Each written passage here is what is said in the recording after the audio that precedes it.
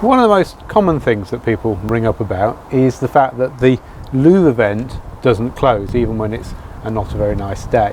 And generally that is because the automatic opener has slid on the screw. So if we just look inside, you can see that you've got two screws here and here, and you can see that they're on slots, and this is one that's not quite closing properly. So you can see that on the slots the two bolts are at the top of the slots, and that's not where they need to be. They need to be down at the bottom of the slot. So what we're going to do is, just with a screwdriver, we're just going to adjust the position of the automatic opener on the frame so that it is fully closed when it's cold. So the first thing we need to do is remove this sheet of glass here, because you can see that the two screw heads are behind the sheet of glass. So normally there's some wedges in there that hold the glass, so you need to take those out first.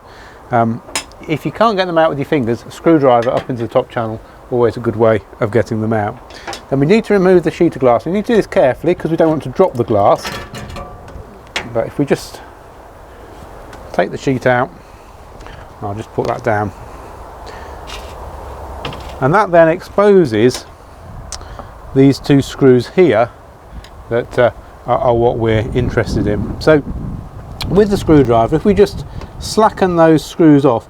Now if they're really tight, you might need to use a small pair of pliers in here where the two nuts are, just to stop those from spinning. But once we've slackened it off, all that we do is we just take the actual unit itself and pull it upwards, and you can see immediately that the vent itself has closed. So we've pulled it up as far as we can, and then we just tighten the two screws.